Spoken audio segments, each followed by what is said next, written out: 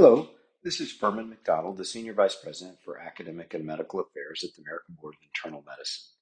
I'm delighted to provide this overview of certification and maintenance of certification. ABIM's mission is to enhance the quality of healthcare by certifying internists and subspecialists who demonstrate the knowledge, skills, and attitudes essential for excellent patient care. I've often held that the most important verb in that mission statement is not certifying, but demonstrate. Here are my disclosures. I am employed full-time by the American Board of Internal Medicine. My academic background is through the Mayo Clinic and the Perelman School of Medicine at the University of Pennsylvania.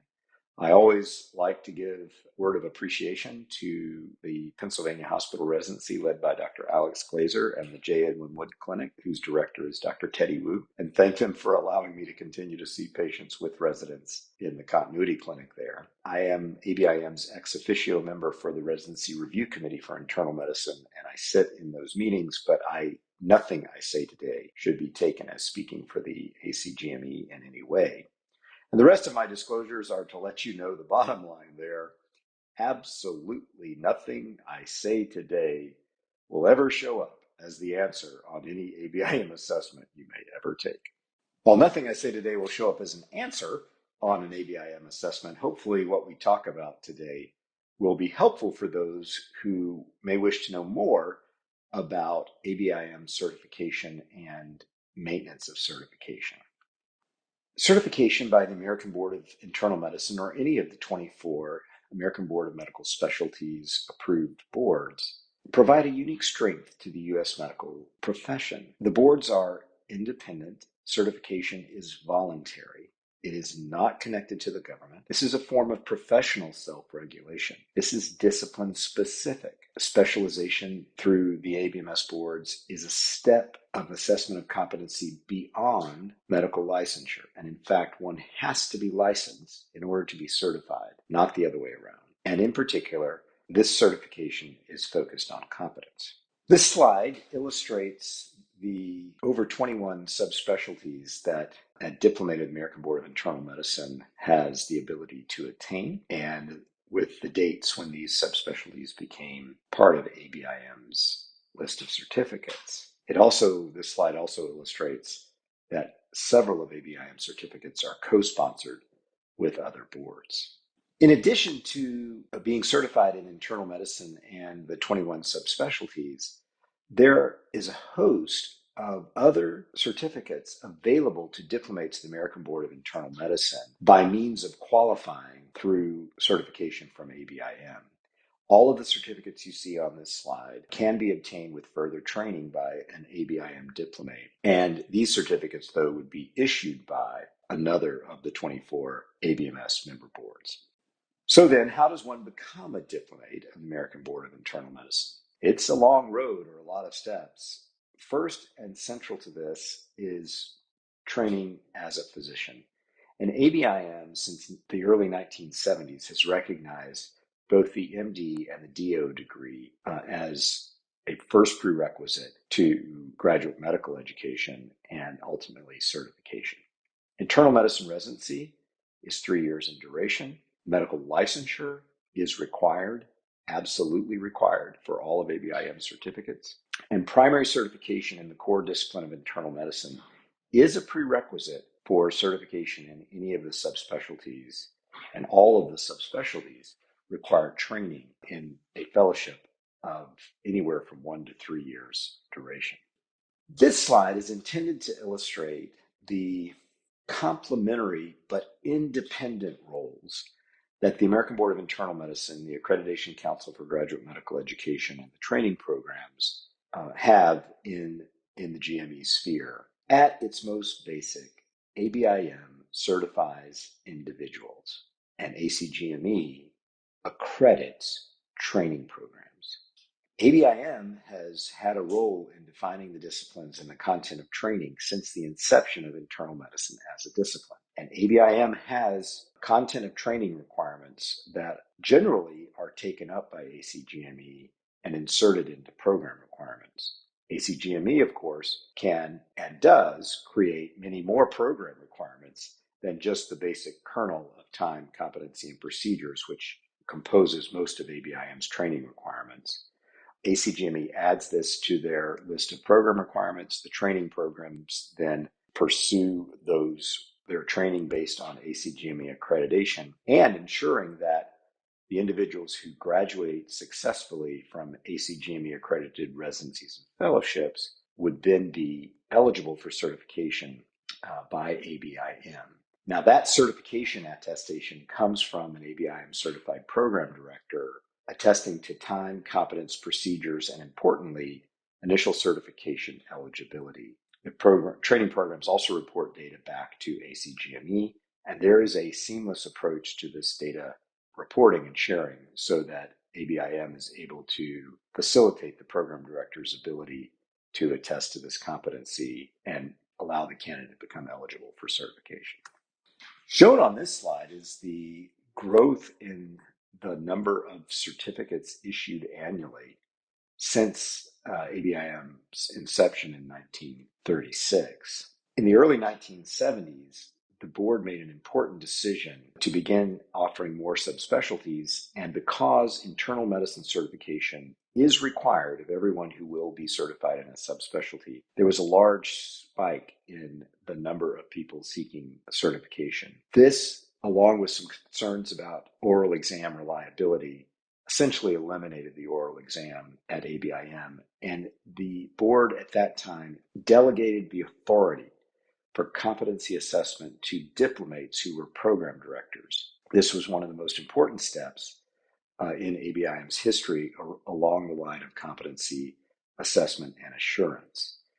It was at the exact same time and for a similar reason that the board decided to allow doctors of osteopathic medicine to become certified by ABIM if they pursued accredited training. And in fact, prior to 2015, there were already over 15,000 doctors of osteopathic medicine who were certified by ABIM. As you can see, internal medicine has grown as a discipline and continues to do so.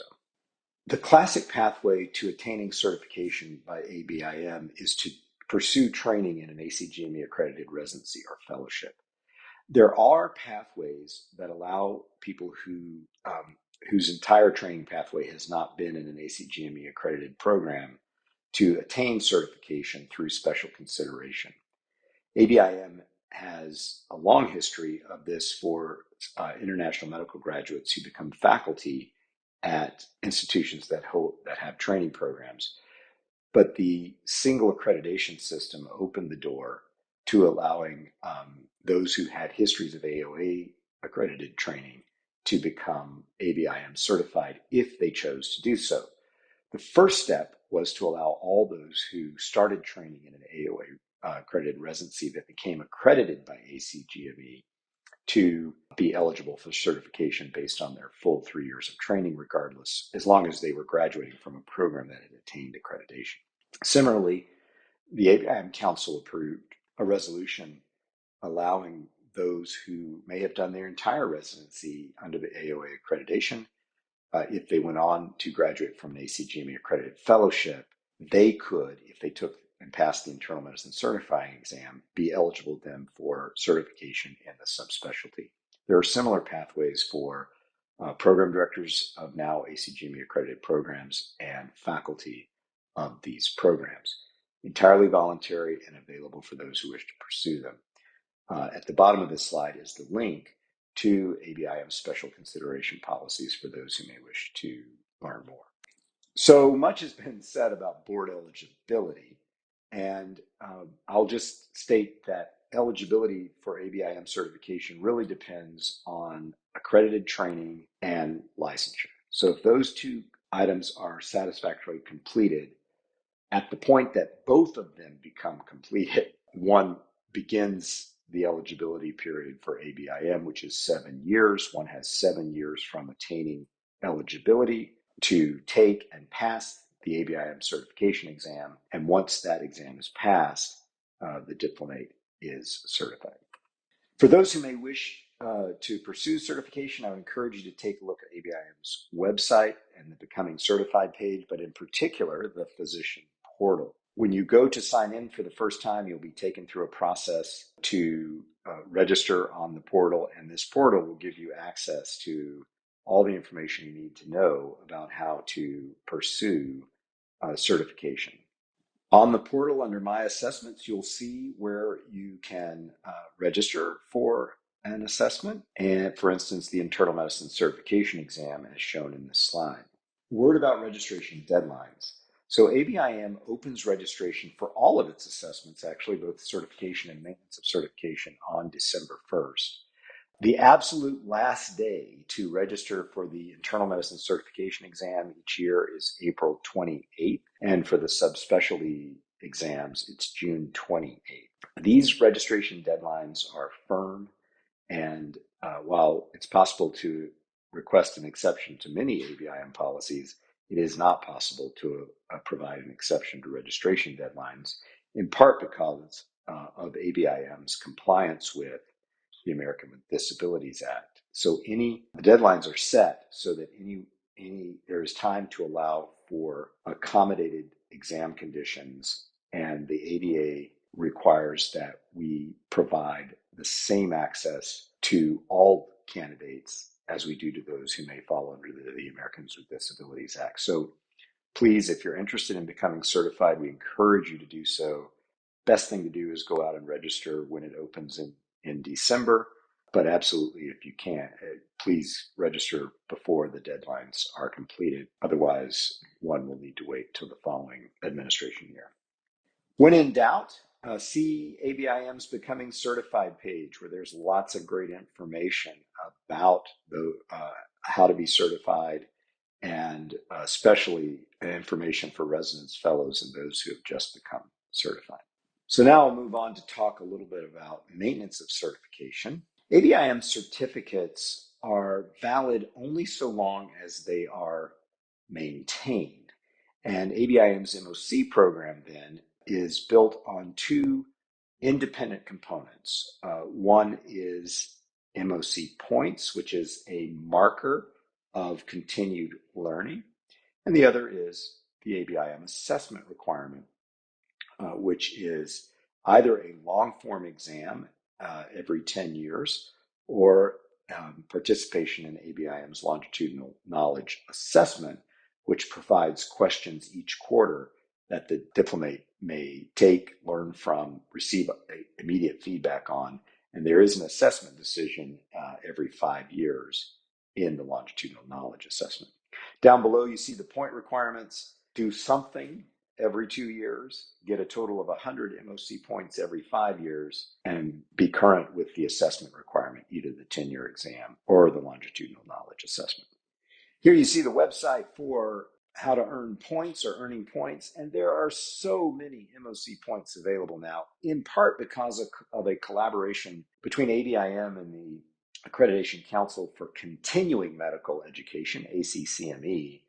There are literally thousands of activities out there now that, if they achieve CME credit, will also provide MOC credit. This is one of the most straightforward ways to get MOC points because it's the CME sponsor that actually reports your activity to ABIM, who then uploads it to your portal, and you get a nice email that says, congratulations, you got MOC points for this CME activity. This is becoming more and more widespread. In particular, if you get CME points through UpToDate, searching UpToDate, those count for MOC credit. You can get credit there. Also, many society activities from their national meetings and learning activities are now approved for MOC credit along with CME.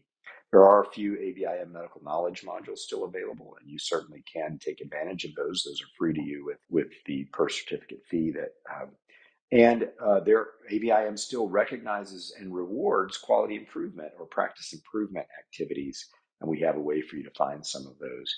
And then new in 2022, participation in the longitudinal knowledge assessment itself can generate up to 24 MOC points per year, more than enough for someone to meet the 100 MOC point requirement.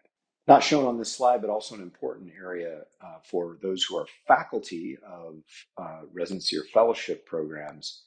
The program directors of ACGME accredited residency and fellowships in internal medicine have the ability to attest to the involvement of their faculty in helping their residents in quality improvement activities to get up to 20 MOC points per year. Again, enough to satisfy the entire MOC point requirement just from the faculty activity in the residency or fellowship. And as mentioned earlier, in 2022, the longitudinal knowledge assessment became available for diplomates to maintain their internal medicine certificate and many of the subspecialties. The longitudinal knowledge assessment is both a formative and a summative activity. It is still an assessment, and there is a assessment against a defined standard every 5 years. But along the way, this activity provides questions every quarter, 30 questions per quarter.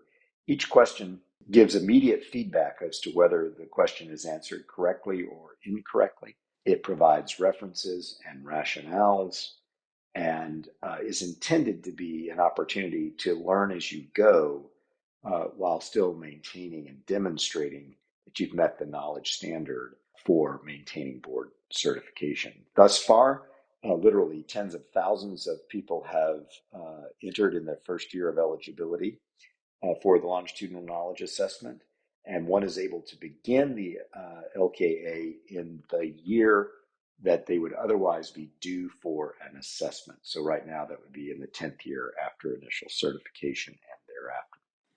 And yes, there is an app for that. So go out and get the ABIM Physician Portal app if you prefer to work from your phone, and it will guide you through all the issues around what's on the portal, including deadlines, how many points you have, and you can certainly pursue the LKA on your phone. And why would you pursue certification and maintenance of certification? Well, it turns out there is a large and growing body of evidence around the association between medical knowledge, demonstrated medical knowledge in certification and maintenance certification, and better patient outcomes. We encourage you to take a look at ABIM's research site.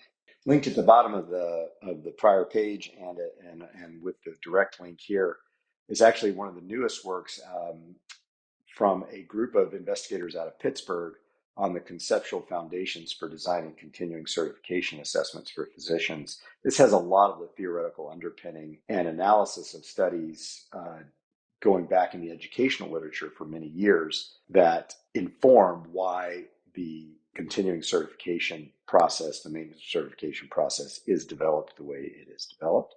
And the area that I actually do a lot of my own speaking on relates to this issue of evidence associating medical knowledge with better patient care. You can find out a lot about these in some ABIM infographics, certainly a lot of the studies. And for those that are really interested in this, let me know. I could talk about that all day. I'm interested in these associations, was interested in these associations even before coming to ABIM, and have been able to see many more studies come out in the last decade in particular around this issue. Here are a few links to some other sites that may be of interest to you as you chart your course for certification and maintenance of certification, in particular those exam dates I mentioned. Blueprints. The blueprint is the recipe, if you will, for the exam. What percentage of cardiology and nephrology and rheumatology and et cetera are on the exam, so it gives you an idea of what to study. For the maintenance of certification blueprints in particular, I'd encourage you to look at those because they are actually built from a diplomate informed, literally thousands of diplomates have helped review our blueprints to identify areas that are based on a scale of frequency and importance. So the items that are very important and very frequent, you can be pretty sure will show up on the exam. Those that are less frequent and less important are less likely or just not going to be on the exam. And we have a sort of red, yellow, green system there that you can see. And those that are marked red as not being on the exam, those would be areas you would not need to spend a lot of time studying unless you're just interested in them. They certainly aren't going to be part of your ABIM assessment. Of course, everybody's interested in fees, and we have that link for you. ABIM also has a site called Where the Money Goes. Please feel free to take a look at that. And ABIM is proud to earn platinum transparency with GuideStar regarding its finances. We encourage you to take a look. And then for those that may be pursuing an exam, what to expect on exam day may be of interest. Last but certainly not least is a thank you. Thank you for the invitation. Thank you for the opportunity to tell you about certification and maintenance of certification. I'm sure I've not answered all questions you may have. Please contact us at request@abim.org and we'll triage your question to the department most relevant to the area you're interested in. I would certainly be interested to hear from you. I wish you all the best. For those that choose to become diplomates of the American Board of Internal Medicine, we look forward to working with you.